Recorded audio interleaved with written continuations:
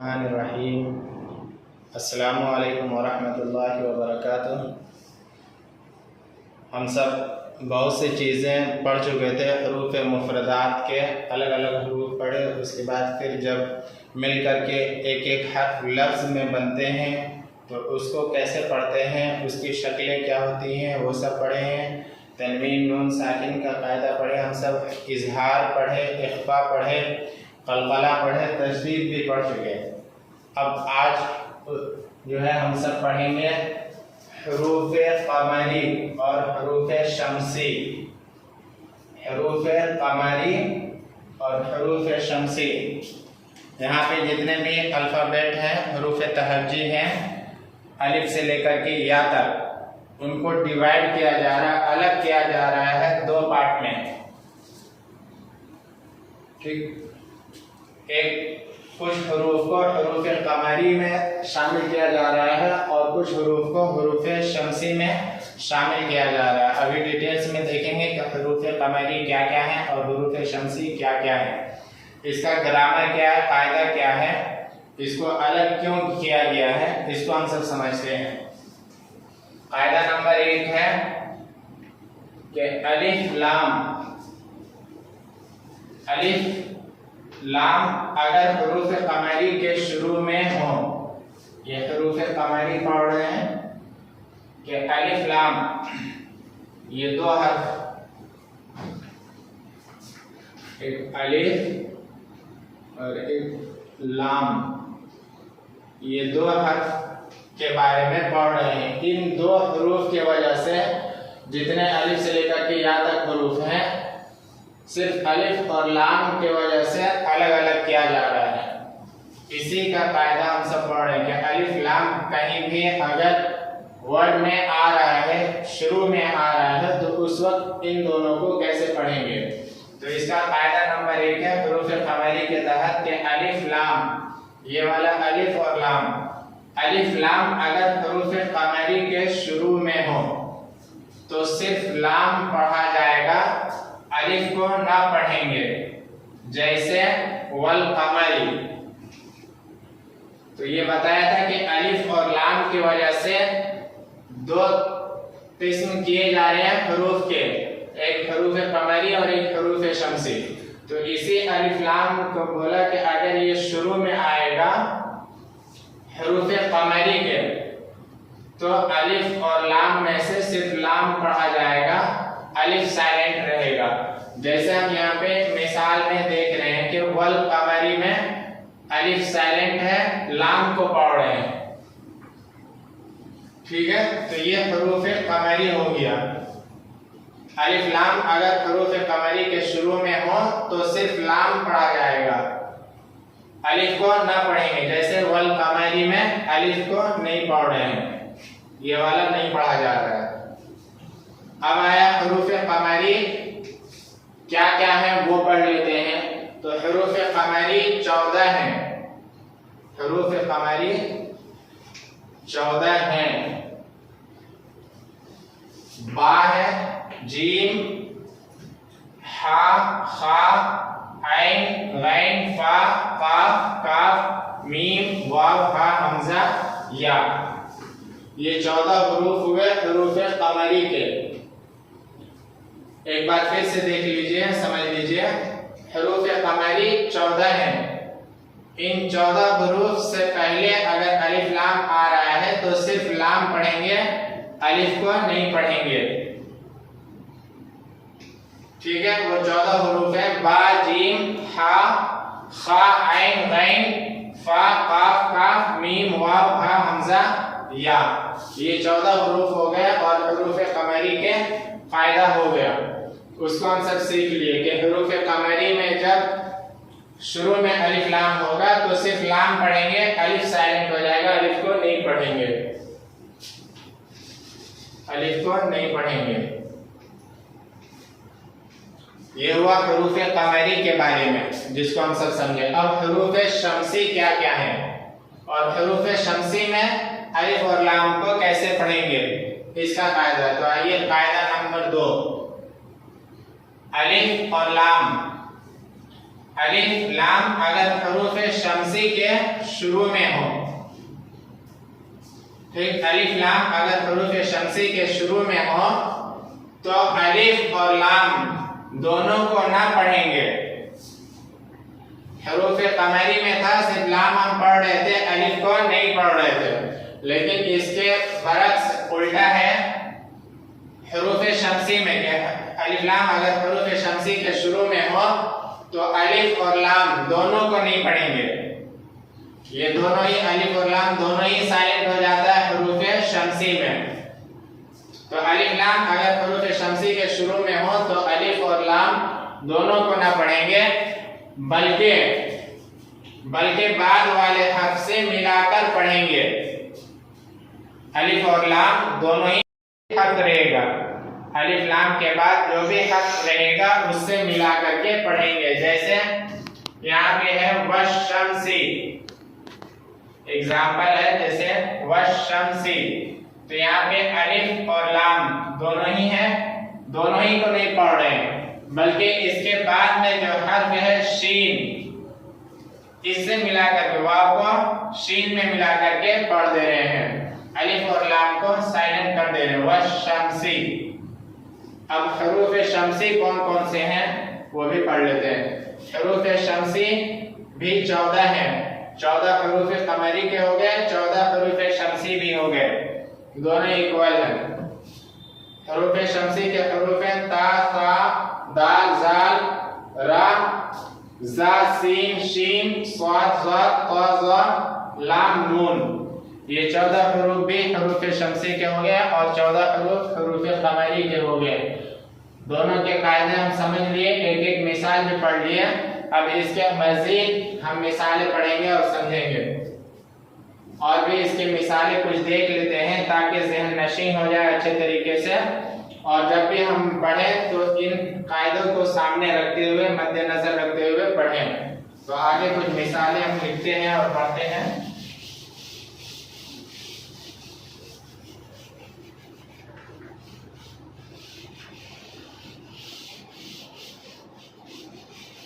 पहले हरूफ कमरी था, हरूफ कमरी की मिसालें पढ़ते हैं।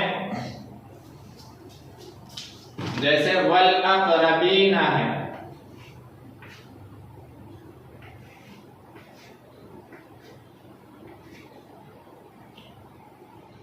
वल अक़रबीना,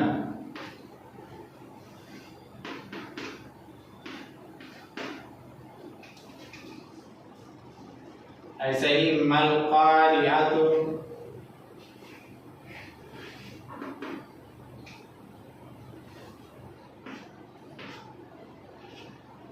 मल क़ारिअतु,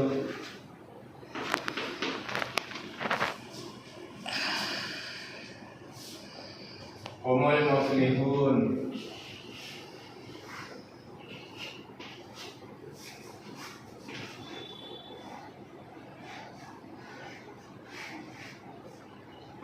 हुमुल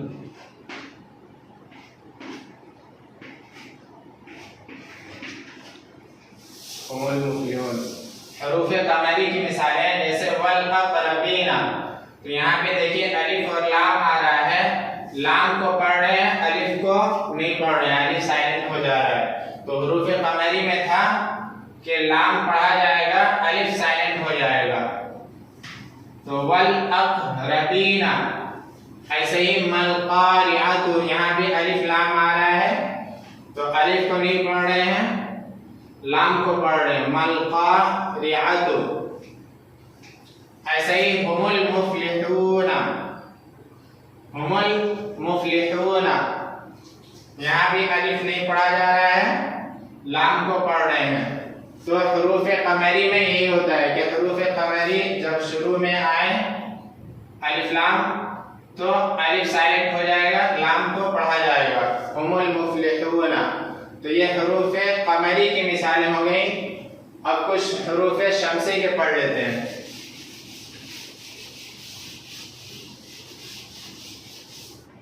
हरूफ शमसी जैसे पढ़े थे वशमसी, ऐसे इज़ा शम्सु,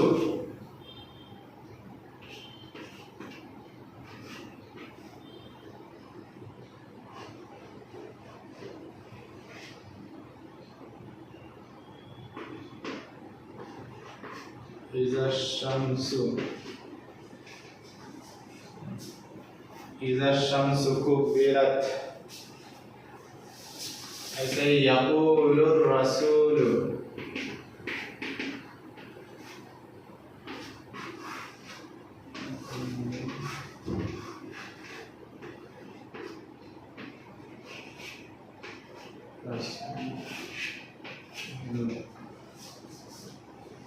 अक़ीमुस सलात,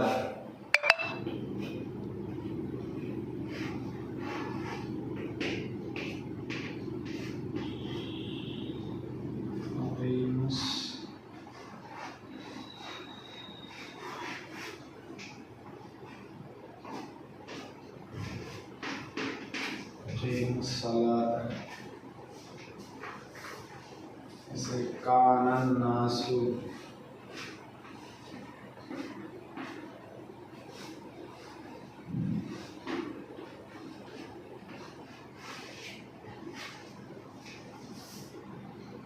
अब यहाँ पे हम सब हरूफ शमसी के पढ़ रहे हैं। हरूफ शमसी, इसमें था अलिफ लाम दोनों ही रहेंगे। यहाँ पे देखिए अलिफ लाम, ये अशम्सु ये एक वर्ड है, ये एक लफ्ज है, इसकी शुरुआत अलिफ लाम से हो रही है। इज़ा ये अलग है, तो इसकी शुरुआत अलिफ लाम से हो रही है। तो अब अलिफ लाम की शुरुआत हरूफ शमसी से के शुरू में है। तो हरूफ शमसी के शुरू में जब अलिफ लाम रहेगा तो दोनों ही साइलेंट हो जाएगा, दोनों ही को नहीं पढ़ेंगे, ना अलिफ पढ़ेंगे ना लाम को पढ़ेंगे, बल्कि इसके बाद वाले हर्फ को पहले वाले हर्फ से जाल से मिला करके पढ़ेंगे। इज़ा शम्सु, शीन को जाल में मिला करके पढ़ रहे हैं और अलिफ लाम बीच में आ रहा है, इन दोनों ही को खारिज कर दे रहे हैं, नहीं पढ़ रहे हैं। इज़ा शम्सु लेकिन लिखा जाएगा रिटन फेस में, ओरिजिनल में जब भी हम लिखेंगे राइटिंग में हमको ऐसे ही लिखना होगा, ऐसा नहीं होगा कि हम जो उसको लिखे भी ना, वो गलत हो जाएगा। ये लिखा हुआ जाएगा लेकिन पढ़ने में नहीं आएगा। जैसे आता है talk, walk, walk L silent हो जाता है लेकिन वहां पे लिखते हैं, तो ये लिखा जाएगा लेकिन पढ़ने में नहीं आएगा। साउंड जब करेंगे, इसका तलफ़ुज़ करेंगे तो उस वक्त दोनों साइलेंट रहेगा। इज़ा शम्सु, ऐसे ही यक़ूलुर रसूल, तो यक़ूल एक लफ्ज है और एक लफ्ज अर रसूल है। तो अर रसूल की शुरुआत देखिए अलिफ और लाम से हो रही है, लेकिन यहाँ से जब पढ़ रहे हैं तो अलिफ लाम दोनों को साइलेंट कर दे रहे हैं, लाम को रा में मिला दे रहे हैं। इसके बाद वाले अलिफ और लाम के बाद जो हर्फ है इसको पहले हर्फ से मिला करके पढ़ रहे हैं, तो लाम मिल जा रहा है रा में और अलिफ लाम दोनों साइलेंट हो जा रहा है। यक़ूलुर रसूल, ऐसे ही अक़ीमुस सलाता, अक़ीमु ये एक वर्ड है और एक है अस्सलाता। तो यहाँ भी देखिए अस्सलाता अलिफ लाम से शुरुआत हो रही है, साद हरूफ शमसी में है, तो हरूफ शमसी के शुरुआत में अलिफ लाम रहेगा, साइलेंट रहेगा, नहीं पढ़ा जाएगा। ठीक, दोनों ही हर्फ को नहीं पढ़ेंगे, इसके बाद वाले हर्फ को पहले वाले हर्फ से। Incoming call from Jim Junaid Ahmed identified by Truecaller. अक़ीमुस सलाता, साद को मीम में मिला करके पढ़ रहे हैं, अक़ीमुस सलाता। ऐसे ही कानन नासु है, यहाँ भी दो वर्ड है, एक काना है एक अन्नास है। अन्नास इस लफ्ज की शुरुआत अलिफ लाम से हो रही है, तो अलिफ लाम से इस हरूफ शमसी है, इसकी शुरुआत अलिफ लाम से हो रही है। अलिफ लाम के बाद नून है, नून हरूफ शमसी है, तो हरूफ शमसी से पहले अलिफ लाम आएगा, दोनों नहीं पढ़ा जाएगा। तो नून को नून में मिला करके पढ़ रहे हैं और नून में तजदीद है और यहाँ पे 2 नून था, नून तशदीद जब पढ़े थे, तशदीद के बारे में, तशदीद वाला हर्फ को 2 मरतबा पढ़ते हैं, एक मरतबा पहले हाथ से मिलाकर और एक बार खुद उसे। और फिर इजहार इख्फा भी पढ़े थे। इजहार का मतलब नून साकिन, तनवीन या नून साकिन को सिर्फ जाहिर करके पढ़ेंगे, लेकिन इख्फा में था कि नून की आवाज़ को एक अलिफ की मिकदार नाक में छुपाकर पढ़ेंगे। तो यहाँ पे इख्फा के साथ पढ़ेंगे, कानन नासु, अलिफ लाम दोनों नहीं पढ़ा जा रहा है। ऐसे ही इसकी बहुत सी मिसालें हैं, कुरान में आप पढ़ेंगे जगह जगह आएगा, जैसे है इज़ा समाउन शक़्क़त, इज़ा समाउन, यहाँ पे आया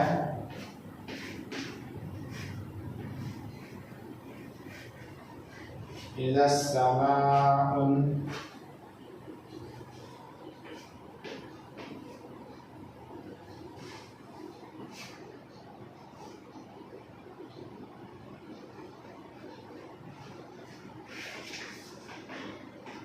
इज़ा समाउन शक़्क़त, इज़ा समाउ, ये अस्समाउ एक लफ्ज़ है और एक है इज़ा।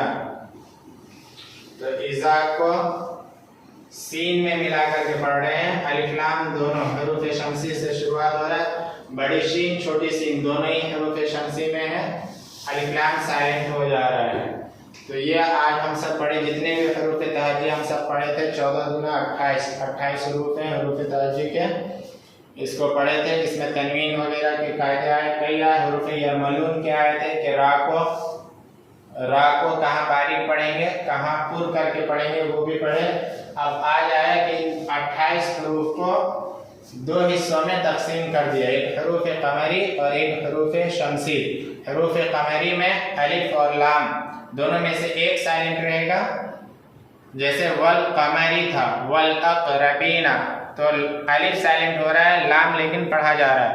हरूफ शमसी में है कि अलिफ और लाम दोनों ही को नहीं पढ़ेंगे, दोनों ही साइलेंट रहेगा, जैसे वशमसी, ऐसे ही अक़ीमुस्सलाता, ऐसे ही इज़ा समाउन शक़्क़त। तो बहुत सी मिसालें इसकी पढ़ेंगे। उम्मीद है कि आप सब अच्छे से समझ गए होंगे। इंशाअल्लाह फिर कल जो है नया लेसन हम सब पढ़ेंगे, नया सबक पढ़ेंगे। अस्सलामु अलैकुम वरहमतुल्लाहि वबरकातुहू। उम्मीद है कि आप सभी बखैर आफियत होंगे। हम सब गर्मी के छुट्टी के दिनों में बहुत अच्छी चीज़ें सीख रहे थे, जैसे कि हम सब डेली रूटीन यानी रोज़मर्रा हमारा दिन का गुज़रना ये कैसे होगा, 24 घंटे जो हम सुबह और शाम दोपहर इसको हम गुजार रहे हैं, ये हमारा किस तरीके से गुज़रे, इसके ऊपर भी हम सब सीख रहे थे कि हमारा दीनी तरीका क्या है, इस्लामी तरीका क्या है। इसी में से हम सब सीख रहे थे कि सो करके कैसे उठेंगे, फिर उठने के बाद वुज़ू वगैरह या गुस्ल वगैरह कैसे करेंगे, नजासत क्या क्या है, कब हम नापाक हो जाते हैं, कब हमको नहाना ज़रूरी होता है, कब हमको वज़ू करना ज़रूरी होता है, ये सब चीज़ें सीखे। फिर हमारा खुद का बदन कैसे पाक रहेगा, ये सब चीज़ें सीखे। उसके बाद हम सब आ रहे थे कि फ़जर की नमाज़ हम सब पढ़ेंगे, तो नमाज के लिए क्या क्या चीज़ें ज़रूरी हैं ये सब भी हम सब पढ़े। सबसे पहले तो इसमें नमाज में हम सब ने ये पढ़ा कि नमाज के अंदर क्या क्या फ़राइज़ हैं, और फ़राइज़ से पहले नमाज की शर्तें भी पढ़ें कि नमाज जब हम कायम करने के लिए, अदा करने के लिए खड़े होंगे तो उससे पहले क्या क्या चीज़ें हम कर लेंगे। तो वो थी शराइत, जैसे कि था बदन का पाक होना, जगह का पाक होना, किबले की तरफ रुख करना, ये सब जो है शराइत थे। उसके बाद पढ़े थे हम सब के फ़र्ज़ नमाज के अंदर क्या क्या फ़र्ज़ हैं, मैंडेटरी क्या क्या चीज़ें हैं जो नमाज के अंदर हमें करनी है। तो उसमें हम सब पढ़े थे कि तकबीर तहरीमा करना है, किरात करना है, क़याम करना है, रुकू करना है, सजदा करना है, कायदा खीरा, ये सब चीज़ें फ़र्ज़ में हम सब पढ़े थे। अब आज पढ़ेंगे कि नमाज के अंदर कुछ वाजिबात हैं। एक नमाज के शराइत हो गया, नंबर 2 फ़राइज़ हो गया, नंबर 3 पर है वाजिबात नमाज। नमाज के अंदर कुछ वाजिब चीज़ें हैं। अच्छा, एक आ रहा है वाजिबात, वाजिब, और एक आ रहा है फर्ज। तो इन दोनों में फर्क क्या है? तो फर्ज जो मैंडेटरी होता है उसके अगर हम छोड़ दें उसको तो हमारी ये चीज़ अदा नहीं होगी, नमाज हमारी अदा नहीं होगी, बातिल हो जाएगी। फ़राइज़ नमाज जितनी चीज़ें हैं, जैसे कि क़याम करना, अगर हमने क़याम नहीं किया इस्तिताअत के बावजूद तो हमारी नमाज नहीं होगी। जैसे सजदा भी फ़र्ज़ है, सजदा अगर नहीं किया तो नमाज हमारी बातिल हो जाएगी, बेकार हो जाएगी, हमको फिर से नमाज दोहरानी होगी। लेकिन वाजिबात में ऐसा नहीं है। वाजिबात में, वाजिबात के छूट जाने से हम फिर सजदा सहव करते हैं। वाजिबात के छूट जाने से नमाज ख़त्म नहीं होती, बेकार नहीं होती, बल्कि हम उसको सही कर सकते हैं, इसकी गुंजाइश रहती है वाजिबात में। जैसे है कि अल्हम्दु शरीफ पढ़ना, तो हम सीख लेते हैं कि वाजिबात नमाज पहले क्या क्या है, ये चीज़ें हम सीख लेते हैं। उम्मीद है कि आप सब अच्छे से देख रहे होंगे।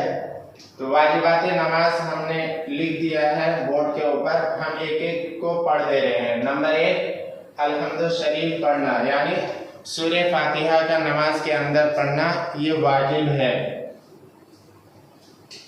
नंबर 2 अल्हम्दु शरीफ यानी सूरह फातिहा के साथ कोई सूरत मिलाना, ये भी वाजिब है। तो इन दोनों को ही, सूरह फातिहा पढ़ना और सूरत मिलाना, इसको क़िरात करते हैं और क़िरात फ़र्ज है। तो क़िरात छूट जाएगी तो नमाज हमारी होगी नहीं, बातिल हो जाएगी। तो अल्हम्दु शरीफ पढ़ना और सूरत मिलाना उसके साथ, ये दोनों चीज़ें वाजिब हैं। नंबर 3 है फ़र्ज़ों की पहली 2 रकातों में क़िरात करना, यानी जब हम फ़र्ज नमाज पढ़ रहे हैं तो शुरुआत की जितनी 2 रकात हैं उसमें क़िरात करना, यानी सूरह फातिहा के बाद सूरत मिलाना, ये वाजिब है। नंबर 4 अल्हम्दु को सूरत से पहले पढ़ना। सूरह फातिहा को जो भी क़िरात करेंगे उसके बाद उस सूरत से हम पहले, सबसे पहले हम सूरह फातिहा पढ़ेंगे। नंबर 5 है रुकू करके सीधा खड़ा होना। रुकू करने के बाद आमतौर से लोग ऐसे रुकू करते हैं, तो रुकू करने के बाद ऐसे इतने ही खड़े हुए फिर रुकू में चले गए, तो नहीं, सीधा हम स्ट्रेट खड़े होंगे, हमारी पोजीशन जो स्टैंडिंग की है वो कंप्लीट हो जाए। तो इतना खड़ा होना ये वाजिब होता है। अगर कम ही खड़े हुए, पूरे रुकू से उठ करके सीधा खड़े नहीं हुए बल्कि सजदे में चले गए, तो हमको फिर सजदा सहव करना पड़ेगा। नंबर 6 है दोनों सजदों के दरमियान बैठना। 2 सजदे करते हैं, 2 सजदे के बीच जो बैठते हैं वो भी वाजिब है। नंबर 7 है पहला कायदा करना। जैसे 4 रकात वाली नमाज पढ़ रहे हैं तो उसमें 2 मरतबा हम सब जलसा करते हैं, कायदा करते हैं। 1 मरतबा 2 रकात के बाद सिर्फ तहियात पढ़ करके फिर तीसरी रकात के लिए खड़े होते हैं। तो ये जो पहला कायदा है ये भी वाजिब है। तो इसी पहला कायदा, अगर 4 रकात वाली नमाज पढ़ रहे हैं और 2 रकात के बाद कायदा में नहीं बैठे बल्कि फिर तीसरी रकात के लिए खड़े हो गए, तो ये हमसे छूट गया पहला कायदा। तो इसको अब हम, इसकी भरपाई हम करेंगे लास्ट में कायदा अखीरा करने के बाद सलाम फेर करके 2 सजदे करेंगे, वो सजदा सहव कहलाता है। तो उससे हमारी ये तलाक़ी हो जाएगी। ये कोई भी चीज़ है, जितने वाजिबात है इसमें कोई भी चीज़ छूट जाए तो हम इसकी तलाफ़ी सजदा सहव से करते हैं। तो पहला कायदा करना ये भी वाजिब है। नंबर 8 अत्तहियात पढ़ना। नमाज के अंदर जो अत्तहियात पढ़ते हैं, अत्तहियातु लिल्लाहि वस्सलावातु वत्तय्यिबात आखिर तक, इसका पढ़ना भी वाजिब है। नंबर 9 है लफ्ज़े सलाम से नमाज ख़त्म करना। तो यानी जब हमारी नमाज मुकम्मल हो रही है, कायदा अखीरा में बैठे हुए हैं, अत्तहियात, दरूद, दुआए मासूरा वगैरह पढ़ने के बाद जो नमाज हमारी ख़त्म करने का तरीका है उसको हम सलाम के ज़रिए से ख़त्म करें, अस्सलामु अलैकुम व रहमतुल्लाह। तो ये अस्सलामु अलैकुम बोलना ये वाजिब है। ठीक है।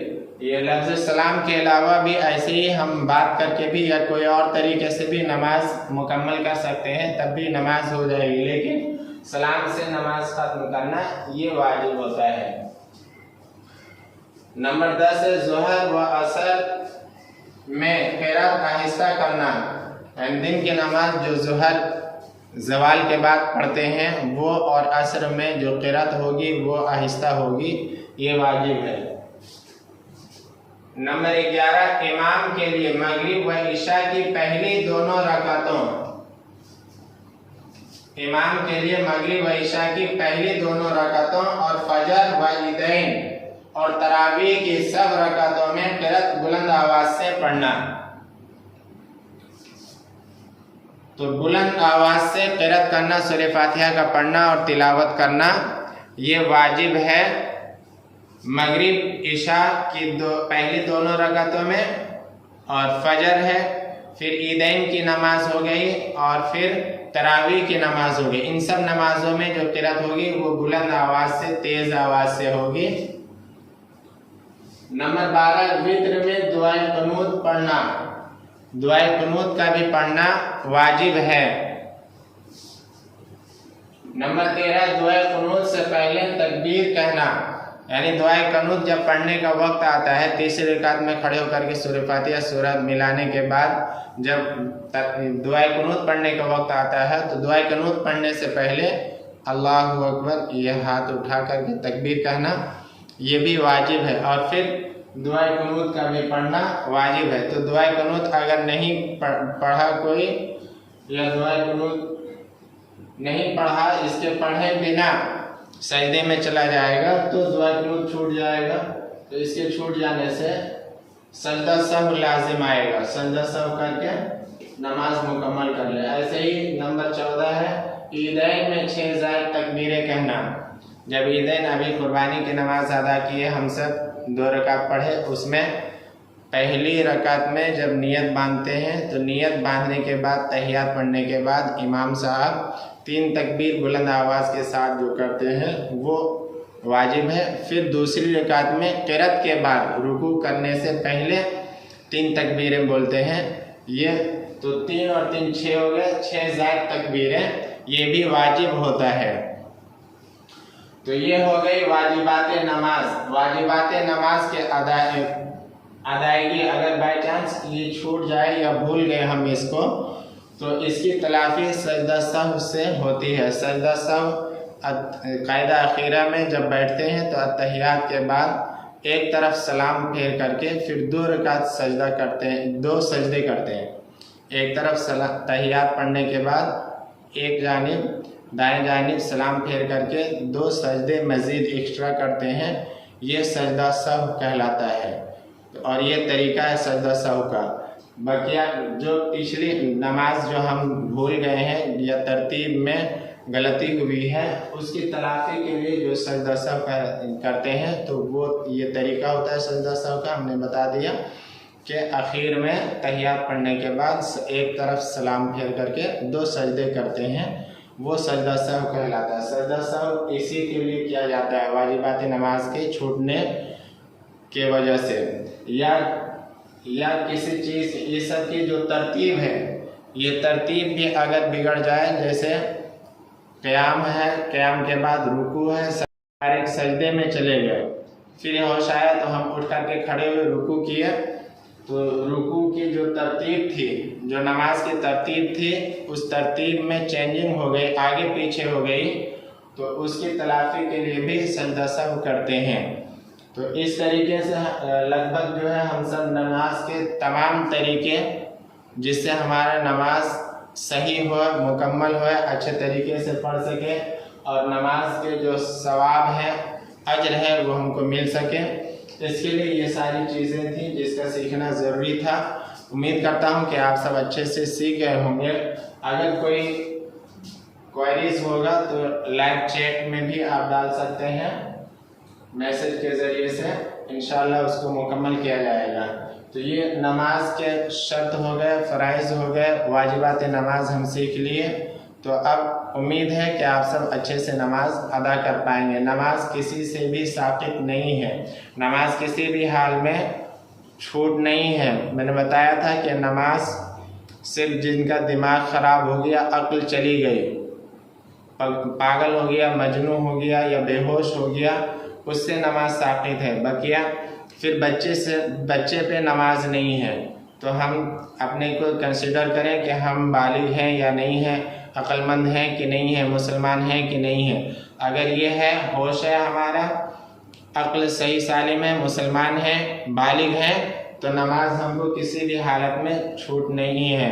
चाहे हम घर पर हों या सफ़र में कहीं भी हों, मुकीम हो या सफ़र हो, किसी भी हालत में, या हम मैदान जंग में भी हों तब भी नमाज की छूट नहीं है, या बीमारी की हालत में भी छूट नहीं है।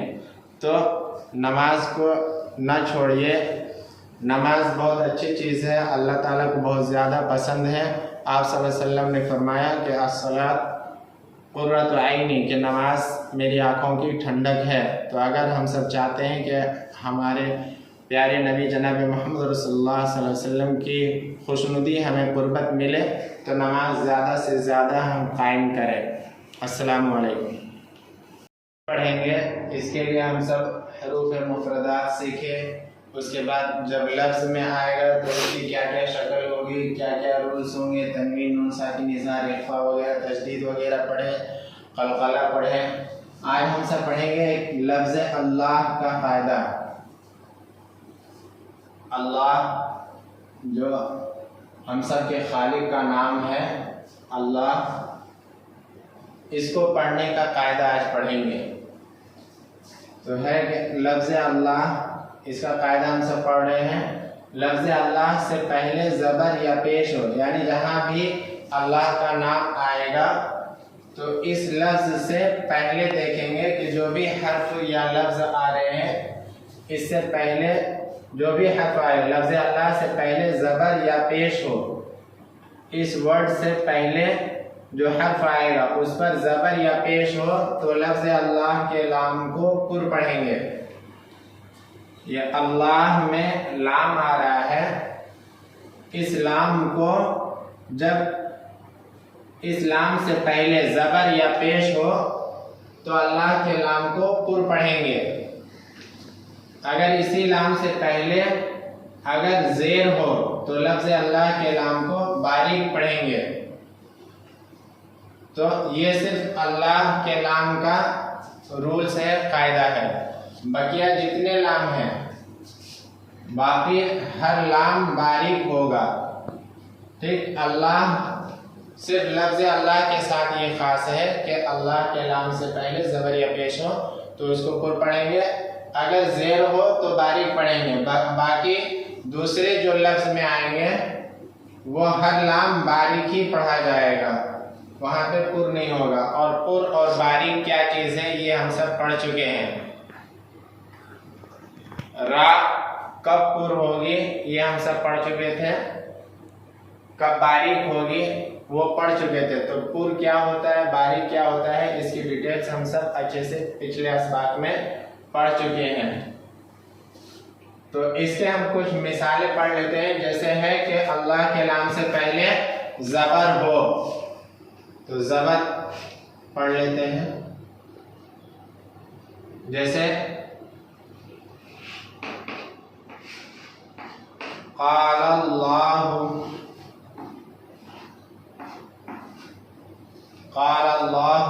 तो यहाँ पे अल्लाह के नाम से पहले वाले हर्फ पे ज़बर है, तो अल्लाह का नाम ये पुर होगा यानी मोटा होगा। जैसे क़ालल्लाहु,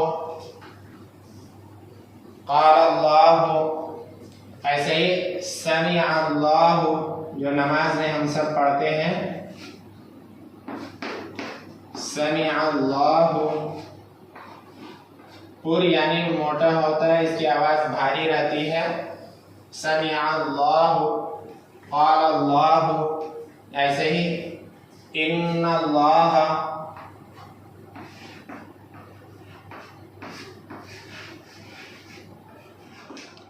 इन्नल्लाह, तो हर जगह अल्लाह के नाम से पहले ज़बर है, समी अल्लाह आइन पर ज़बर है, इन अल्लाह अल्लाह के नाम से पहले ज़बर है, तो हर जगह अल्लाह के नाम को पुर करके यानी मोटा करके पढ़ रहे हैं।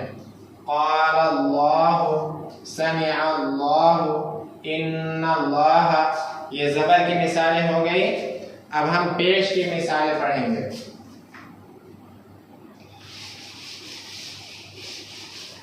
अल्लाह के नाम से पहले पेश हो, जैसे हुदूदुल्लाहि,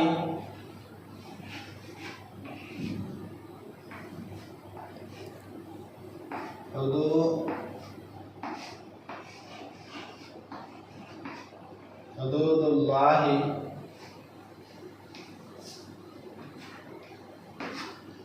हुदूदुल्लाहि अल्लाह के नाम से पहले वाले हर्फ पर पेश है, तो हम इसको पुर करके पढ़ेंगे, उसकी आवाज़ मोटी होगी। हुदूदुल्लाहि, ऐसे ही खल्कुल्लाहि,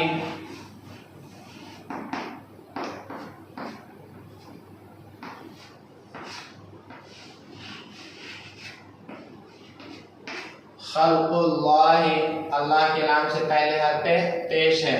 ऐसे ही युरीदुल्लाहु,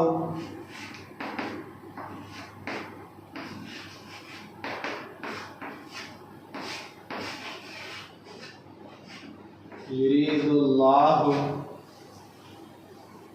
युरीदुल्लाहु अल्लाह के नाम से पहले हर्फ पे पेश है, तो लफ्ज़ अल्लाह के नाम को पुर पढ़ेंगे। युरीदुल्लाहु ये नाम है, अल्लाह का नाम है, ये पेश है, तो अल्लाह के नाम से पहले ज़बर हो तो पुर पढ़ेंगे, पेश हो तो भी पुर पढ़ेंगे। हुदूदुल्लाहि, खल्कुल्लाहि, युरीदुल्लाहु। अब एक रह गया कि इससे पहले अल्लाह के नाम से पहले ज़ेर हो, तो ज़ेर हो तो बारीक पढ़ेंगे, उसकी मिसालें हम पढ़ लेते हैं।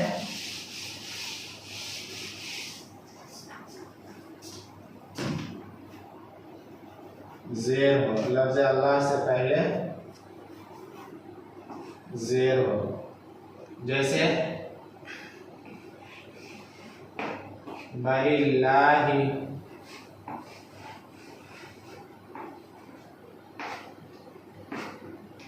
अमरिल्लाहि,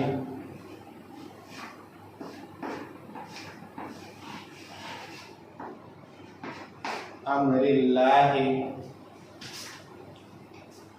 दीनिल्लाहि,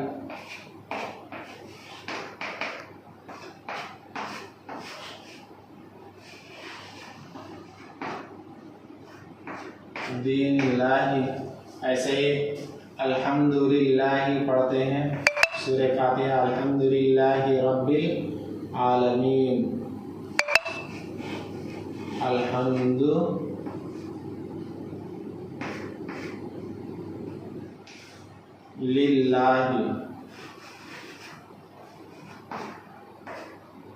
अल्हम्दुलिल्लाहि रब्बिल आलमीन।